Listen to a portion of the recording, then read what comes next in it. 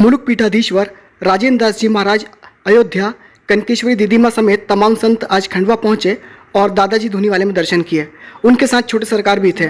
सभी ने एक मत से मंदिर निर्माण की बात कही। इस दौरान विधायक देवेंद्र वर्मा, नारायण पटेल, महापौर अमृता अमर यादव, राजेश डोंगरे समेत तमाम लोग उनके दर्शन प्राप्त करने पहुंचे और सभी ने एक मत से मंदिर नवनिर्माण की बात कही। दादाजी के मंदिर के निमित्त पड़े हैं तो निश्चित ही ये कार्य पूर्ण होगा और लाखों लाखों भक्तों का जो अपेक्षा है वो अपेक्षा पूर्ण होगी।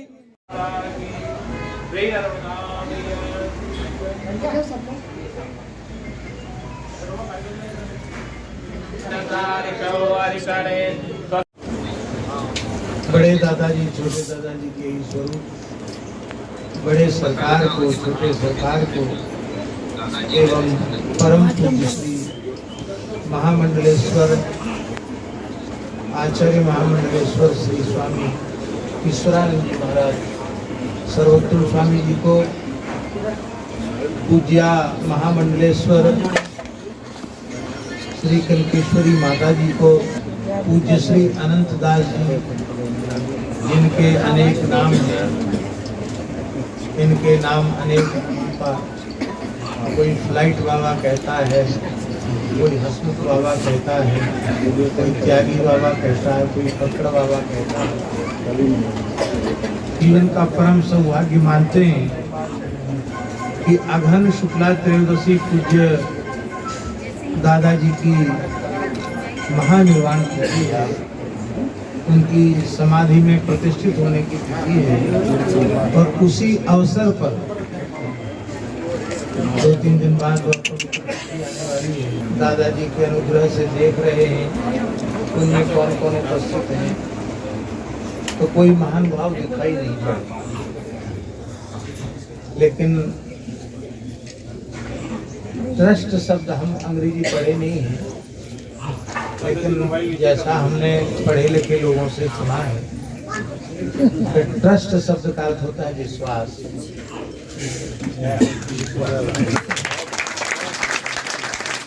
श्रद्धा और विश्वास की जोड़ी है, क्योंकि वो अर्धनारीश्वर है। तब भी दादाजी के ट्रस्टी ही ये बात किसी के मन में नहीं आनी चाहिए कि ट्रस्टी उपस्थित नहीं है, क्योंकि सभी श्रद्धावान हैं, सबको दादाजी की अगाध महिमा पर विश्वास है, भरोसा है। और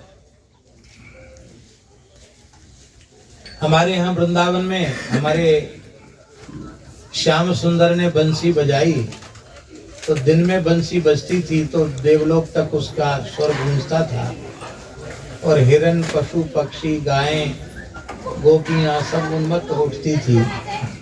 लेकिन रास की बंसी रात्रि में बजी, वह भी अर्धरात्रि में बजी, लेकिन न गायों को सुनाई पड़ी, न पशु पक्षियों को सुनाई पड़ी, न देवताओं को सुनाई पड़ी।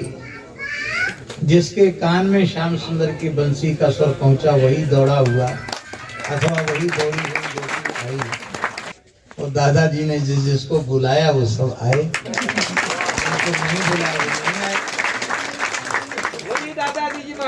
लेकिन दादाजी की कृपा करुणा पर, उनकी अचिंत्य अनंत सामर्थ्य पर विश्वास है कि शीघ्रातिशीघ्र दिव्य भव्य 84 खम्भों से युक्त मकराने का दिव्य भव्य मंदिर बनने का, समाधि मंदिर बनने का, धूनी मंदिर बनने का मार्ग प्रशस्त होगा। पढ़े लिखे लोग जिनकी पढ़ाई लिखाई ज्यादा है, हम लोग तो पढ़े लिखे नहीं। कल माता जी ने कही हम 6 क्लास पढ़े हैं और हम माता जी के बगल में बैठे हम 7 क्लास पढ़े। M.Tech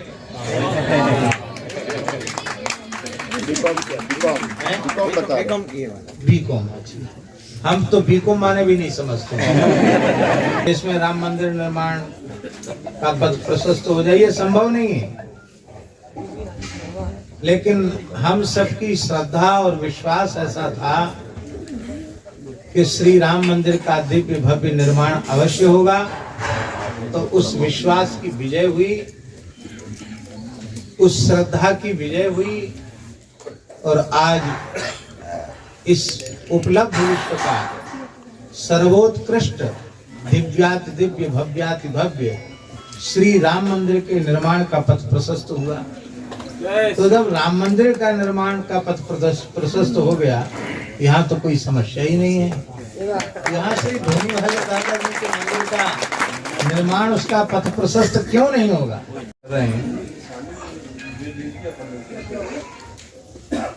शर्मा जी हैं, तो वो बहुत समय से आग्रह कर रहे थे कि हमको जम्मू कश्मीर में, श्रीनगर में आसपास कथा का समय दीजिए। व्यस्तता के कारण समय नहीं दे सके, तो बहुत बोले हम कितने बार आ चुके हैं, बड़े अच्छे सज्जन व्यक्ति हैं। हमने ऐसे ही हंसते हंसते कहा, हमने कि 370 खत्म हो जाएगी तो हम समय दे देंगे। तो वो थोड़े से उदास से हो गए। मैंने उनकी उदासी ये कह रही थी कि महाराज न तो 370 खत्म होने की है, आप हमको बता देंगे। जिस दिन हमने ये कहा 370 खत्म हो जाएगी, आपको कथा दे देंगे, ठीक 1 महीने के भीतर 370 समाप्त हो गया। गुरुदेव महाराज की जय। सर्व समर्थ श्री दादाजी यहाँ विराजे हैं। कोई काम असाध्य नहीं है। बस एक बात का अपने मन में आप सबको, हम सबको निश्चय करना चाहिए कि राम काज कीने बिन मोह कहाँ। श्री दादाजी का काज कीने बिना मोह कहाँ। बस ये भीतर से पक्का कर लें तो सब मार्ग प्रशस्त है। देखो प्रानंद जी महाराज, इस देश की कोई सामान्य विभूति नहीं है। हमें तो प्रथम आपका दर्शन नर्मदा जी के तट पर जब आपकी परिक्रमा पूर्ण हुई तो पूज्य छोटे सरकार की कृपा से आपका दर्शन हुआ। निश्चित ही सिद्ध संतों की विशिष्ट कृपा आपको प्राप्त है। मां नर्मदा जी का अतिशय अनुग्रह आपको प्राप्त है और बहुत विलक्षण कार्य जिन्हें हम कह सकते हैं कि वो मनुष्य के द्वारा संभव नहीं, ईश्वरीय कार्य हैं। और वे कार्य भगवान ने, आपके गुरुजनों ने आपके माध्यम से संपन्न कराए हैं। तो ऐसे महान यहाँ उपस्थित होना ये अपने आप में बहुत विशेष बात है। इनका यहाँ पदार्पण व्यर्थ नहीं जा सकता, निरर्थक नहीं हो सकता। तपा हुआ पवित्र स्वर, उनकी पवित्र वाणी आज समग्र आस्तिक जगत को आह्लादित कर रही है। आप सबने प्रायः कोई ऐसा इसमें नहीं होगा जिन्होंने पूज्य माता जी की पवित्र वाणी न सुनी। हमें तो बहुत आह्लाद है कि समर्थ गुरुओं के अत्यंत सन्निकट रहकर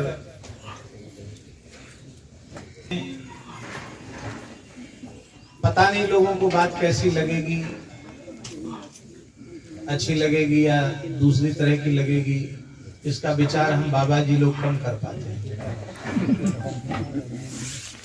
वाह। देह का भेद नहीं है, आत्मा का भेद संभव नहीं। लेकिन एक बात है, वो बात ये है कि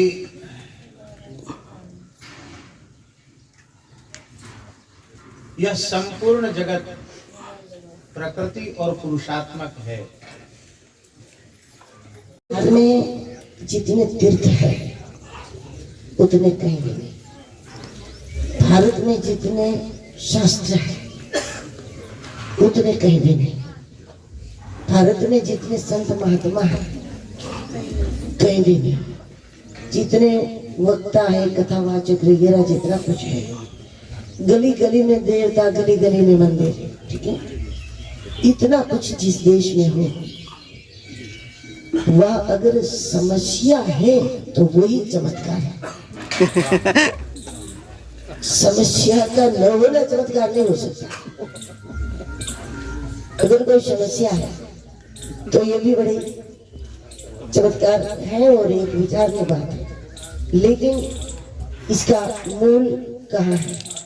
इसका कारण यही है कि चाहे कितना भी संतों का, गुरुजनों का, अध्यात्म का, धर्म ग्रंथों का कितना भी बल हो हमारे पास, लेकिन जब तक हम स्वयं अपने आप को खड़ा न करें, अपनी इच्छा शक्ति को जागृत न करें, तब तक कि जैसे महाराज जी ने बताया वैसे कोई समस्या है ही नहीं, कोई समस्या नहीं। खेत को छूती हुई पानी की धारा जा रही हो, छूती हुई, तो हाथ जोड़ो, प्रणाम करो, प्रार्थना करो, तो वो आपके खेत में नहीं आएगी। लेकिन वही धारा आपको खेत में लानी है तो कितनी बात है, एक मुट्ठी भर मिट्टी हटा दो तो वो धारा खेत में आ जाएगी और खेत बराबर। उसी प्रकार कई समस्याएं ऐसी होती है कि केवल हम अपने मुट्ठी भर अहंकार को हटा दें तो सारी समस्या। लगातार आप जन जागरण का, धर्म जागरण का कार्य करते हैं। इस क्षेत्र में खासकर निमाड़ में और आसपास के 2-3 जिलों में लगातार ईसाई मिशनरीज द्वारा धर्मांतरण हो रहा है, तो इसको लेकर के किस तरह समाज आगे बढ़े ताकि धर्म के विमुख ना हो? अब यहाँ के जो धार्मिक लोग हैं, मुझे यहाँ हमारे सनातन धर्म का जो प्रतिनिधित्व करने वाले लोग हैं, देखो आपको एक विशेष बात, 110 देशों में क्रिश्चियन धर्म है, 70 देशों में मुस्लिम धर्म है, 12-13 देशों में बौद्ध धर्म है। सनातन धर्म हिंदुस्तान में भी क्षीमित पूर्ण नहीं है। इसी का एक परिणाम है कि हमारे सनातन के मार्ग पे चलने वाले लोग सुप्त अवस्था में बैठे हुए हैं, आपस में ही लड़ भिड़ रहे हैं। हम लोग यदुवंशी न बने, हम लोग रामवंशी बने। हम रामवंशी थे, है और रहेंगे। तो इसका परिणाम यहाँ के जितने भी धर्म के मार्ग के ऊपर चलने वाले लोग हैं, उनको जागृत होने की ज़रूरत है। हमारे जितने भी जहाँ वंचित है, शोषित है, पीड़ित है, ऐसे लोगों के साथ संवाद करते हुए उनकी समस्या का है वह समाप्त करने का प्रयत्न करें। मैं आह्वान करता हूँ यहाँ खंडवावासी, खरगोनी क्षेत्र के सभी सनातन के सभी संत, महापुरुष, विद्वान, थोड़ा सा मंदिर में एक बार न जाइए, थोड़ा सा धर्म के लिए इधर आइए। मैं सभी से कहूँगा वो भी कार्य करें। इच्छा अनुसार सभी संत आए, तो एक पहल करी है दादाजी का भव्य मंदिर निर्माण हो, कैसा देखते हैं आप? अब हम तो सभी चाहते हैं, चाहे मलुक पीठाधीश्वर हो, हमारे अखाड़े के महामंडलेश्वर माँ कनकेश्वरी जी हो, छोटे सरकार, पूरा खंडवा, पूरा मध्य प्रदेश, जितने भी दादा भारत वर्ष में, विदेश में जितने भी भक्त मंडल है, सभी चाहते कि दादाजी का मंदिर बने। बस मुझे लगता है कि जो संवादहीनता, थोड़ी संवाद के द्वारा अपने मन में, वाकई में ट्रस्ट के मन में क्या है, लोगों के मन में क्या है, किसी एक जगह पे अपने मनोगत भावों को रख कर, बीमारी है तो उसकी दवाई क्या हो सकती है, ये जब तक डॉक्टर के पास नहीं जाएगी तब तक नहीं पता लगता है। इसलिए मैं चाहता हूँ कि किसी ज्येष्ठ श्रेष्ठ 5 लोगों को बिठाकर, चाहे ट्रस्ट मंडल है, सभी लोग संवाद के द्वारा ये समस्या समाप्त होनी चाहिए। और यही सबसे बड़ी बात, हमारे देश में हम लोग अपने आप को भक्त बहुत मानते हैं, लेकिन कहीं ना कहीं उस अज्ञानता झलकती है। इतने ज्ञानी लोग हो, सब आज इस छोटी सी समस्या आपसे समाप्त नहीं हो रही है। संवाद के द्वारा मैं ट्रस्ट मंडल को भी आह्वान करता हूँ, ना छोटे सरकार, माँ या मलुक पीठाधीश्वर या हमारा, या पूरे भारतवर्ष में दादाजी के हजारों लाखों करोड़ों के तादाद में जो दीक्षार्थी है, मानने वाले हैं, वो भी सभी बस ट्रस्ट मंडल के कुछ लोग बैठकर अगर ये समस्या का समाधान, मैं आप लोगों के माध्यम से भी आह्वान करता हूँ, मेरे ट्रस्ट मंडल वो भी मेरे हैं, सनातनी हैं, उनको भी आह्वानित करता हूँ। आपके मन में आखिरी में क्या है, इन सभी, जब तक आपकी मन की बात हम लोग नहीं समझे, हमारी मन की बात आप नहीं समझे, दादाजी के मन की, समाज के मन की, तब तक उसका समस्या नहीं निकल सकती। आइए बैठकर इस समस्या का समाधान करिए और पूरे देशवासियों को संदेश दीजिए, नहीं हम सनातन एक है।